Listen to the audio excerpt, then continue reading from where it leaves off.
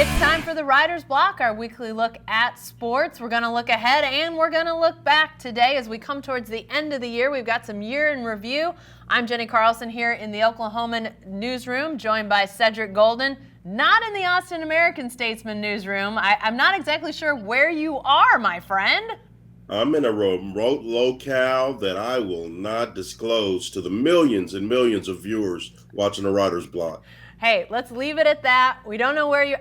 Maybe he's at the North Pole, ladies and gentlemen. Maybe he's fulfilling his Santa duties. Big 250-pound elf at work, yes.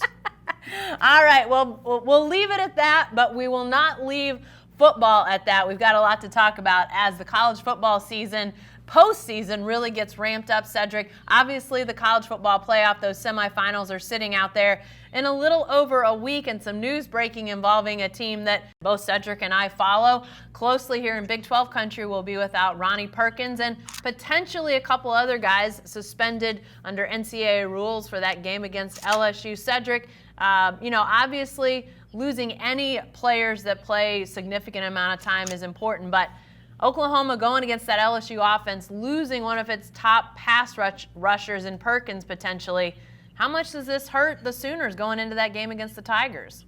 Well, Jen, we know it doesn't help, and when you think about the prolific nature of this LSU offense, you need all hands on deck. It's not like we think the Sooners going to go in there and beat LSU. So for them to have a puncher's chance and to be losing a good pass rusher is not great news for Sooner Nation. Joe Burrow, the Heisman Trophy winner, prolific player, the best player in the country, at the controls of the best offense that LSU has ever produced. And the Sooners, this news couldn't have come at a worse time. And it's not like that they were going to go in there and really get after him anyway. But on the off chance that they would have needed Mr. Perkins to be part of that mix.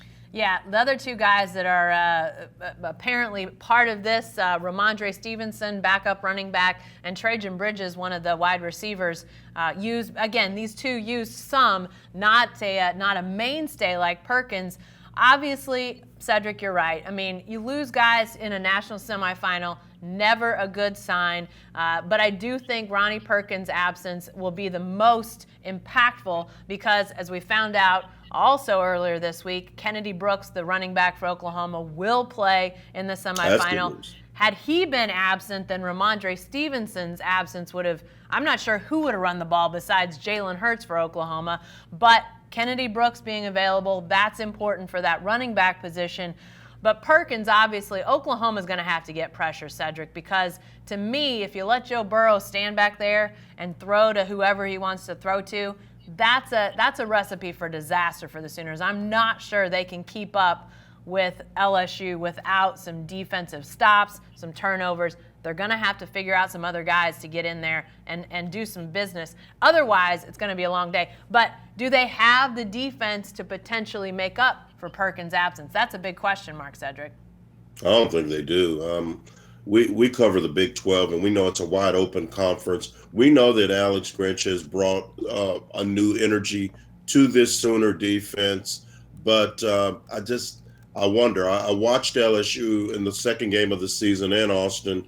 Joe Burrow gets rid of the ball very quickly, a lot of three-step drops. He's got 3 or 4 good receivers, and they just matriculated down the field. So it's going to take some extravagance, some exotic blitz schemes to throw him off his spot. I'm not saying that it can't be done, Jen. It's just a massive undertaking to slow down this great offense. So with Perkins not in there, that doesn't help matters. I know the good thing is he's got a lot of time to prepare for this game. The bad thing is those LSU weapons aren't going anywhere. And I think, for my money, Jen, they're the best team in the country.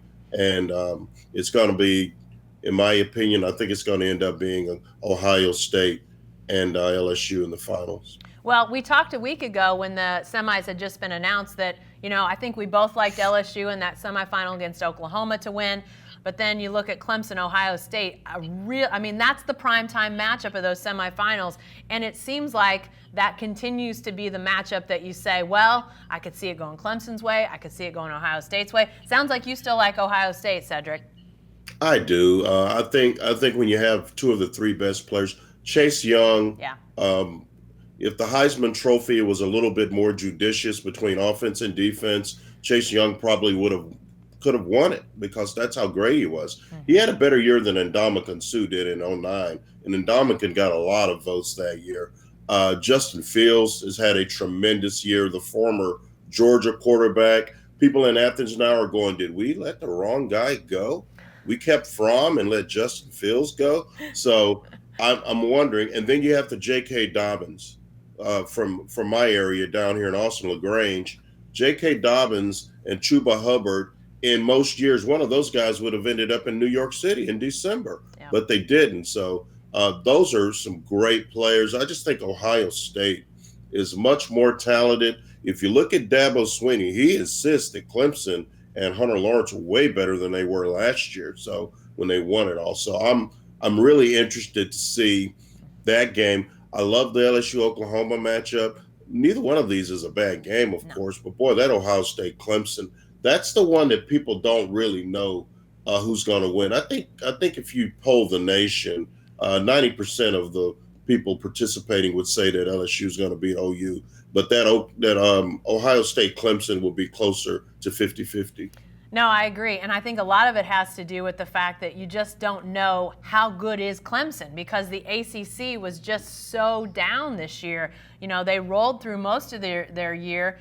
They had a few tests here and there, so it's not like they haven't won a close game every now and again if they get into that type of game against Ohio State. But just how good are they, I think, is really up in the air. Obviously, they're going to want to prove that they're really good. They know what it takes to win in the playoffs. They've done it the last few years, so they've got guys that understand that. I think you've got a lot of pieces that could, sort of point towards Clemson shocking a lot of people and beating Ohio State. But what you said, Cedric, you've got a lot of individual talent at Ohio State, and that's always a good thing to have in a national semifinal. So I'm pointing towards Ohio State, but I would not be shocked to see Clemson come out of that semifinal to play, I think, LSU for a national championship.